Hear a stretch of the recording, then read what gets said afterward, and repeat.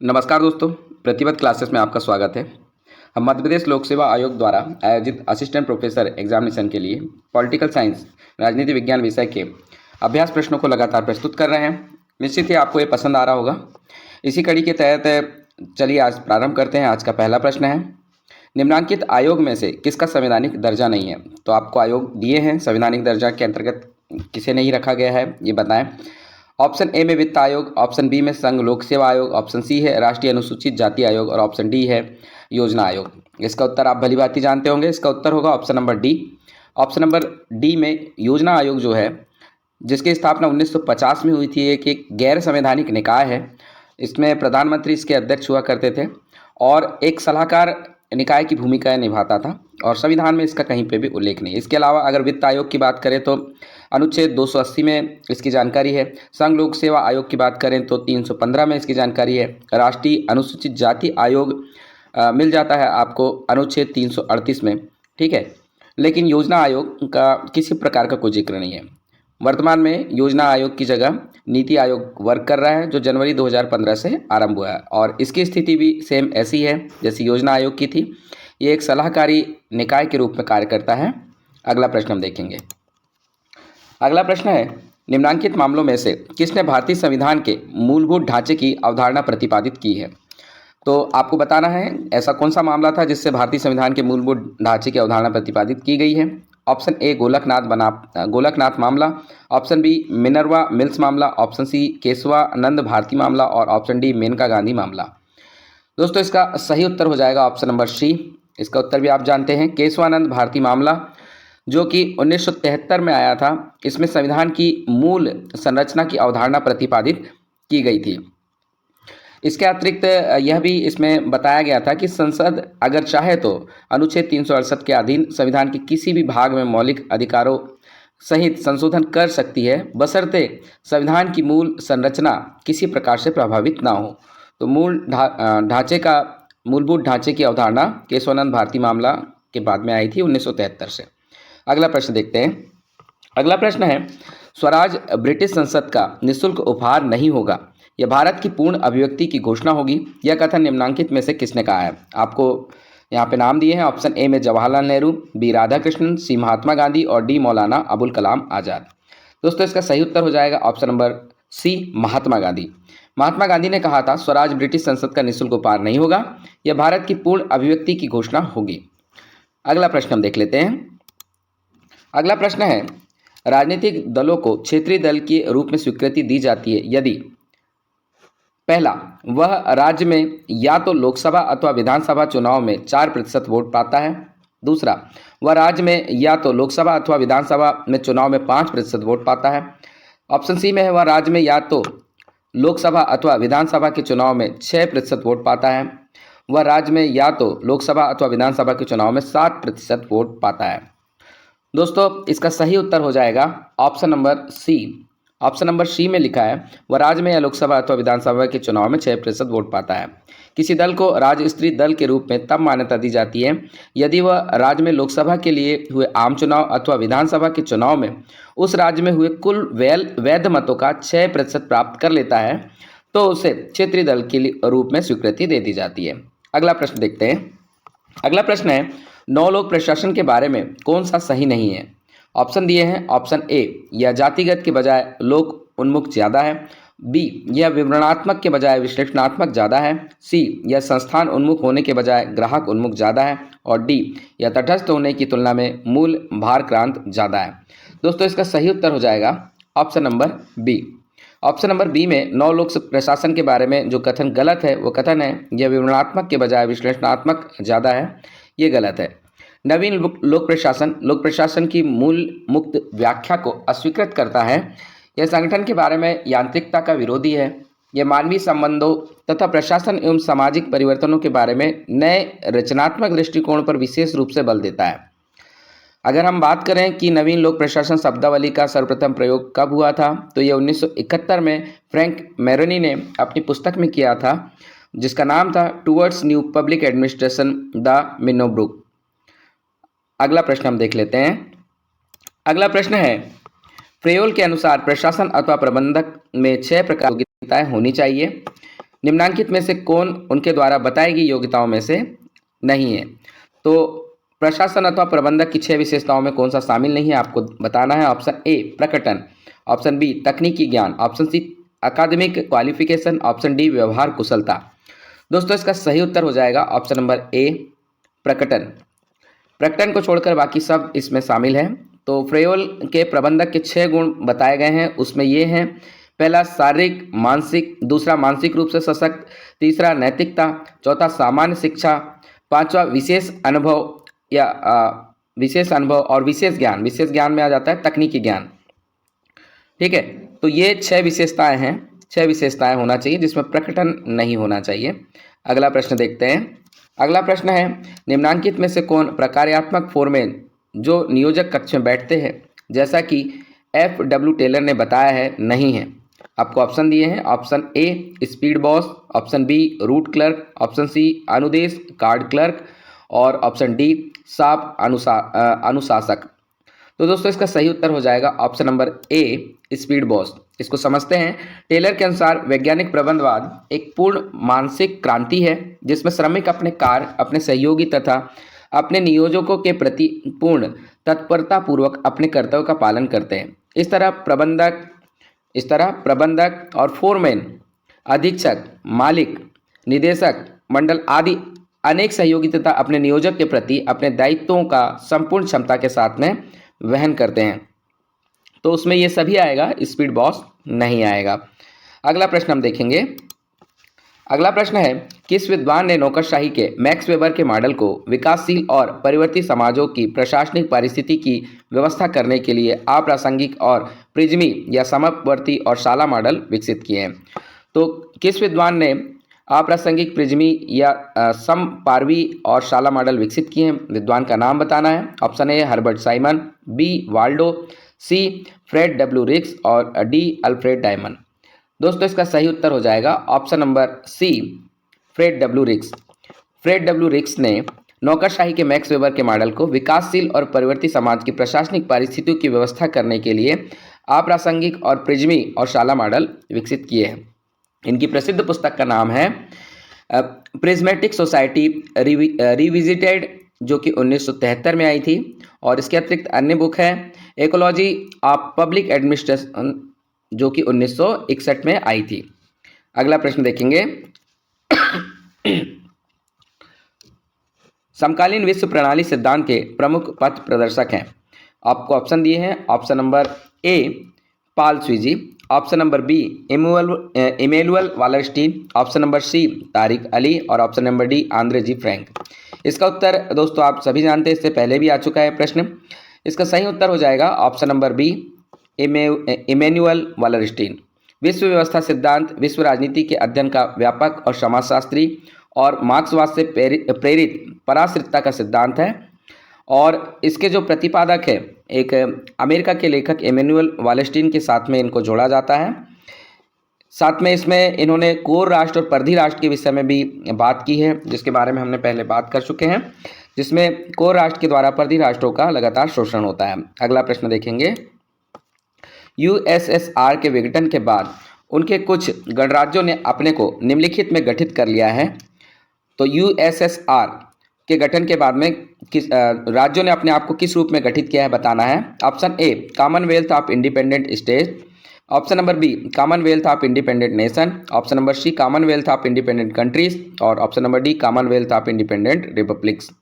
दोस्तों इसका सही उत्तर हो जाएगा option number A Commonwealth of Independent States यानी CIS। यूएसएसआर के विघटन के बाद उसके कुछ गणराज्यों ने अपने आप को कॉमनवेल्थ ऑफ इंडिपेंडेंट स्टेट्स के रूप में गठित कर लिया। सोवियत संघ का विघटन आप सभी जानते हैं 1991 में हो गया था। इसके विघटन के पश्चात कई स्वतंत्र देश अस्तित्व में आए थे जिन्हें मध्य एशिया के देशों के श्रेणी में रखा जाता है और उन्होंने अपने आप को CIS के रूप में आपस में गठित कर लिया। अगला प्रश्न देखते हैं। अगला प्रश्न है, भारत ने NPT पर हस्ताक्षर नहीं किए क्योंकि वह किस कारण से नहीं किए? क्योंकि वह ऑप्शन ए उन्नत देशों को अनुचित लाभ प्रदान करती है, ऑप्शन बी अनैतिक है, ऑप्शन सी भेदमूलक है और ऑप्शन डी उत्तर औपनिवेशिक देशों के हितों के लिए हानिकारक है। दोस्तों इसका सही उत्तर हो जाएगा ऑप्शन नंबर सी। भारत ने हस्ताक्षर नहीं किए हैं क्योंकि वह भेदमूलक है यानी भेदभाव करती है। अगला प्रश्न हम देखते हैं, कौन सी पुस्तक कार्ल मार्क्स ने नहीं लिखी है? तो कार्ल मार्क्स की जो किताब नहीं है वो आपको बताना है। ऑप्शन ए में German Ideology, option B Critique of the Gotha Programme, option C Paris Manuscripts और option number D Science of Logic. दोस्तों इसका सही उत्तर आप सभी जानते होंगे, सही उत्तर है option number D Science of logic. इसके अतिरिक्त जो तीनों किताब है, जर्मन आइडियोलॉजी ये भी लिखी थी, critique of the Gotha programme ये भी उन्होंने लिखी थी, पेरिस मैन्यूस्क्रिप्ट्स ये भी उन्होंने लिखी थी। साइंस ऑफ द लॉजिक की अगर बात करें तो ये हीगल की किताब है। ठीक है, अगला प्रश्न हम देखेंगे। अगला प्रश्न है, व्यक्ति अपने ऊपर अपनी देह और दिमाग पर संप्रभु है, यह किसने लिखा है? तो किसने कहा था व्यक्ति अपने ऊपर अपनी देह और दिमाग पर संप्रभु है? Option number A J.S. Mill, option number B M.K. Gandhi, C Jeremy Bentham और डी रॉबर्ट नॉजिक। इसका सही उत्तर हो जाएगा option number A J.S. Mill. J.S. मिल ने कहा था व्यक्ति अपने ऊपर अपनी देह और दिमाग पर संप्रभु है। J.S. मिल व्यक्तिगत स्वतंत्रता के घोर समर्थक विद्वान माने जाते हैं और उन्होंने इसी के आधार पर यह कहा था व्यक्ति अपने ऊपर अपनी देह और दिमाग पर संप्रभु है, उस पर किसी का हक नहीं है। अगला प्रश्न हम देखेंगे, अरस्तु की उपेक्षा करने वाला पहला आधुनिक राजनीतिक विचारक कौन है? आपको ऑप्शन दिए हैं, ए मैकियावेली, बी बोंदा, सी हॉब्स और डी लॉक। दोस्तों इसका सही उत्तर हो जाएगा option number C. Option number C में लिखा है हॉब्स। अरस्तु की उपेक्षा करने वाला पहला आधुनिक राजनीतिक विचारक हॉब्स को माना जाता है। इसके अलावा अगर मैकियावेली की बात करें तो मैकियावेली ने भी कई मामलों में अरस्तु का अनुसरण किया है, लेकिन कई मामलों में उनका विरोध भी किया है। जैसे अगर बात करें मैकियावेली के अनुसरण की तो इन्होंने अध्ययन पद्धति, शासन का वर्गीकरण, इतिहास का चक्रीय क्रम जैसे मामलों में अरस्तु का अनुसरण किया है। और अगर भिन्नता की बात करें तो मैकियावेली का अनुभव अरस्तु से राज्यों की उत्पत्ति के मामले में, उनके स्वभाव चिंतन के लक्ष्य के मामले में, है ना, आंशिक रूप से जो है भिन्नता दर्शाते हैं, इसलिए मैकियावेली नहीं आएगा, इसमें आएगा हॉब्स। थॉमस हॉब्स ने वैज्ञानिक भौतिकतावाद के आधार पर मानव स्वभाव की व्याख्या की थी और प्राकृतिक अवस्था में अनुमान लगाकर राज्य की स्थापना हेतु सामाजिक समझौते का सिद्धांत प्रतिपादित किया था, जो उन्होंने अपने लेवियाथन में भी बताया, जो 1651 में आई थी। लेकिन अगर बात करें तो प्लेटो और अरस्तु, तो इनके जो पारिवारिक संबंधित विचार है इससे ये असहमति रखते हैं और इसी वजह से इन्हें माना जाता है कि पहले आधुनिक विचारक थे जिन्होंने अरस्तु की ये पारिवारिक सहमति से संबंधित जो बातें हैं उनका विरोध किया था। अगला प्रश्न देखते हैं। अगला प्रश्न है, परस्पर व्यापी मतैक्य के सिद्धांत की वकालत किसने की है? आपको ऑप्शन दिए हैं, option A Berlin, B Barry, C Nozick और डी रॉल्स। इसका सही उत्तर हो जाएगा option number D Rawls. Rawls ने परस्पर व्यापी मतैक्य के सिद्धांत की वकालत की है। जॉन रॉल्स 20वीं शताब्दी के उदारवादी विचारक है जिन्होंने समझौता सिद्धांत के द्वारा न्याय सिद्धांत का प्रतिपादन किया। उनका न्याय सिद्धांत प्रक्रियात्मक सिद्धांत के रूप में माना जाता है। अगला प्रश्न देखते हैं, निम्नांकित में से किसने सामान्य व्यवस्था सिद्धांत की अवधारणा को सर्वप्रथम विकसित किया है? आपको ऑप्शन दिए हैं, A Ludwig von Bertalanffy, option number B Colin Cherry, option C Robert K Merton और ऑप्शन डी टालकोट पार्सन। दोस्तों इसका सही उत्तर हो जाएगा option number A. Option number A में आएगा लुडविग वॉन बर्टानलान्फी ने सामान्य व्यवस्था सिद्धांत की अवधारणा को सर्वप्रथम विकसित किया है। सामाजिक विज्ञान में सामान्य व्यवस्था सिद्धांत जीव विज्ञान, नृशास्त्र, समाजशास्त्र, राजनीति विज्ञान के क्रम में आया। अगला प्रश्न देखते हैं, संरचनात्मक प्रकारवाद को पद्धति के रूप में किसकी राजनीति का अध्ययन करने के लिए विकसित किया गया? ऑप्शन नंबर ए उन्नत पूंजीवाद का, बी विकसित समाजवाद का, सी आधुनिक सर्वाधिकारवाद का और डी विकासशील देशों की राजनीति का। दोस्तों इसका सही उत्तर हो जाएगा ऑप्शन नंबर डी विकासशील देशों की राजनीति का। संरचनात्मक प्रकारवाद को पद्धति के रूप में विकासशील देशों की राजनीति के अध्ययन करने के लिए विकसित किया गया था। अगला प्रश्न देखते हैं, सी राइट मिल्स की पुस्तक द पावर एलिट किसकी समकालीन राजनीति का अध्ययन है? तो द पावर एलिट किसकी समकालीन राजनीति का अध्ययन है आपको बताना है। Option A China, option B United States of America, C Soviet Union और डी ग्रेट ब्रिटेन। दोस्तों इसका सही उत्तर हो जाएगा option number B United States of America. C Wrights Mill की जो पुस्तक है the Power Elite United State of America के राजनीति का अध्ययन है। अगला प्रश्न देखेंगे, निम्नांकित में से किसने इंग्लैंड के अपने अध्ययन के आधार पर राजनीतिक विकास में संकट की पहचान की? आपको ऑप्शन दिए हैं, option A F K Organski, B Lucian W Pye, C Edward Shils और डी डेविड एप्टर। इसका सही उत्तर हो जाएगा option number B Lucian W Pye. Lucian W Pye ने इंग्लैंड के अपने अध्ययन के आधार पर राजनीतिक विकास में संकट की पहचान की, जिसमें समानता, क्षमता तथा विभेदीकरण शामिल होता है। अगला प्रश्न हम देखेंगे। अगला प्रश्न आपको जोड़ी दिए हैं, कौन सी जोड़ी है वो सम्मिलित नहीं है, वो बताना है आपको। ऑप्शन नंबर ए में C W Mills the Power Elite, option number B में T B Bottomore Elites and Society, option number C में परेटो द रूलिंग क्लासी और ऑप्शन नंबर डी में है आर्टेगा बाई गसेट और उनके सामने लिखा है दी रिवाल्ट ऑफ दी मासेस। तो आपको बताना है कौन सी किताब सम्मिलित नहीं है। दोस्तों इसका सही उत्तर हो जाएगा option number C Pareto the ruling class. बाकी सी डब्ल्यू मिल्स की अगर बात करें दी पावर एलिट उन्होंने लिखी थी, टी बी बोटामोर की बात करें एलिट्स एंड सोसाइटी उन्होंने लिखी थी, और आर्टेगा बाई गसेट की बात करें तो the revolt of the mosses उन्होंने लिखी थी।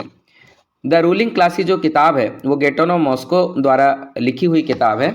इसका प्रकाशन मूल रूप से इटली यानी इतावली भाषा में हुआ था और इसमें बहुसंख्यक शासक के सिद्धांत के विपरीत समाज की आवश्यक रूप से अल्पसंख्यकों द्वारा शासित होते हैं, इसके बारे में उन्होंने बताया था।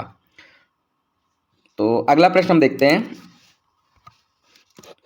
अधिकारीगण एक दूसरे के लिए कार्य का सृजन करते हैं, यह नियम निम्नलिखित में से किसने प्रतिपादित किया? ऑप्शन दिए हैं A Max Weber, B F M Marx, C H Finer और डी एन पार्किंसन। आपको बताना है कि अधिकारीगण एक दूसरे के लिए कार्य का सृजन करते हैं, ये नियम है, ये किसने बनाया है? इसका सही उत्तर हो जाएगा option number D N Parkinson. N Parkinson का मानना था अधिकारीगण एक दूसरे के लिए कार्य का सृजन करते हैं। अगला प्रश्न देखते हैं, इसमें भी आपको जो सही युग में नहीं है उसे खोजना है। आपको ऑप्शन दिए हैं, ऑप्शन ए में यूएसए दोहरी नागरिकता, ऑप्शन नंबर बी में भारत विधि द्वारा स्थापित कार्य विधि, ऑप्शन नंबर सी में ऑस्ट्रेलिया के साथ में सरकार का एकात्मक रूप और ऑप्शन नंबर डी में स्विट्जरलैंड का बहुल कार्यपालिका। दोस्तों इसका सही उत्तर हो जाएगा ऑप्शन नंबर सी यानी ऑस्ट्रेलिया के साथ में सरकार का एकात्मक रूप जो लिखा है वो गलत है। बाकी अन्य सारे ऑप्शन सही हैं। यूएसए में दोहरी नागरिकता होती है, भारत में विधि द्वारा स्थापित कार्य विधि का उपयोग किया जाता है, स्विट्जरलैंड में बहु कार्यपालिका कार्य करती है, लेकिन ऑस्ट्रेलिया में सरकार का एकात्मक रूप नहीं होता, ऑस्ट्रेलिया में सरकार का संघात्मक रूप देखा जाता है। अगला प्रश्न देखते हैं। अगला प्रश्न है, मिचेल्स का अल्पतंत्र का लौह नियम किसके अध्ययन के आधार पर सृजित किया गया?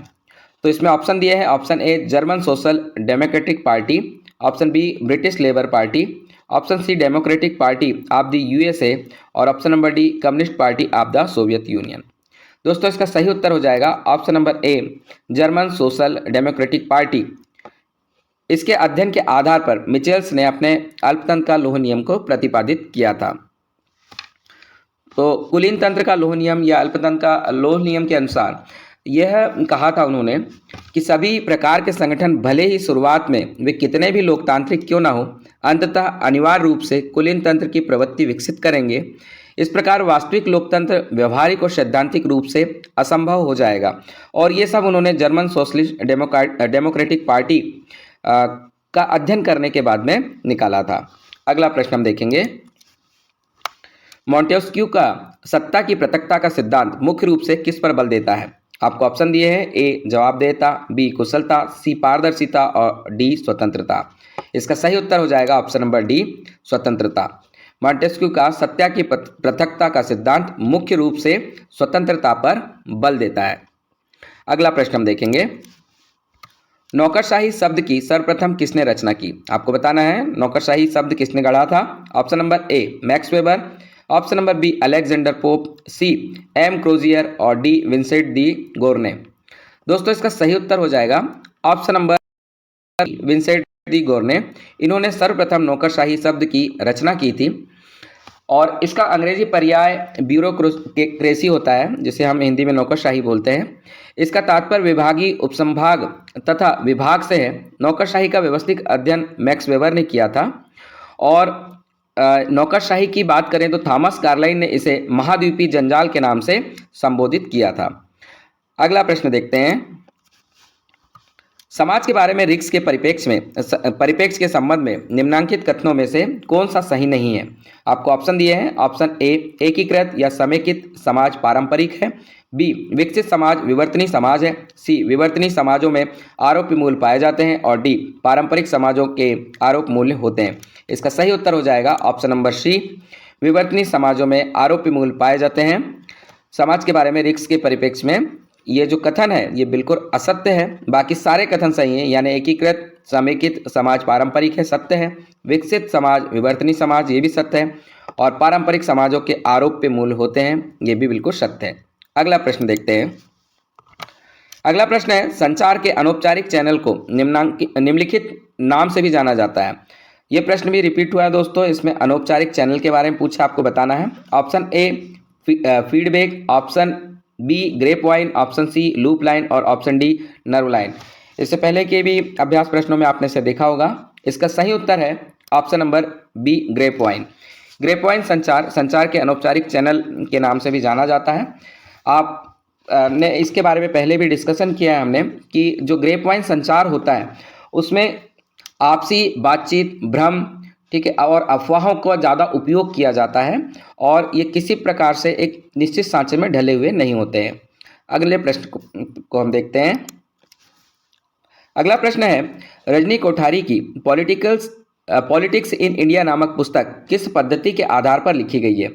तो आपको बताना है पॉलिटिक्स इन इंडिया किस पद्धति पर लिखी गई है। ऑप्शन ए, संरचनात्मक प्रकारवाद। बी, मानकीय सिद्धांत। सी, मार्क्सवाद। और डी, उपयोगितावाद।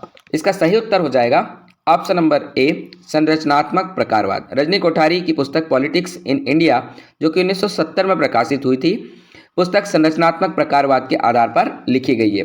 अगला प्रश्न देखेंगे।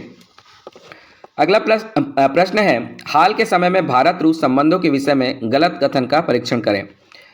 तो इसमें गलत कथन आपको खोजना है। पहला है, रूस भारत का दूसरा सबसे बड़ा व्यापारिक साझेदार है, जो वर्ष 2021 में 25वें स्थान पर था। दूसरा कथन है, भारत और रूस के बीच संयुक्त सैन्य कार्यक्रमों में शामिल है ब्रह्मोस क्रूज मिसाइल कार्यक्रम, 5वीं पीढ़ी का fighter jet programme, Sukhoi Su-30 MKI कार्यक्रम। तीसरा ऑप्शन है, हाल ही में भारत के विदेश मंत्री ने द्विपक्षीय बैठक के लिए रूस का दौरा किया, जहां दोनों देशों ने परमाणु ऊर्जा व दवाओं, फार्मास्यूटिकल पदार्थों व चिकित्सा उपकरणों के क्षेत्र में समझौतों पर हस्ताक्षर किए। और चौथा ऑप्शन है ऑप्शन नंबर डी, वर्तमान में भारत और रूस मूल विज्ञान, समाज विज्ञान, गणित तथा भारत के मानवयुक्त अंतरिक्ष उड़ान कार्यक्रम, गगनयान, नैनो टेक्नोलॉजी एवं क्वांटम कंप्यूटिंग जैसे अत्याधुनिक क्षेत्रों पर संयुक्त रूप से कार्य करते हैं।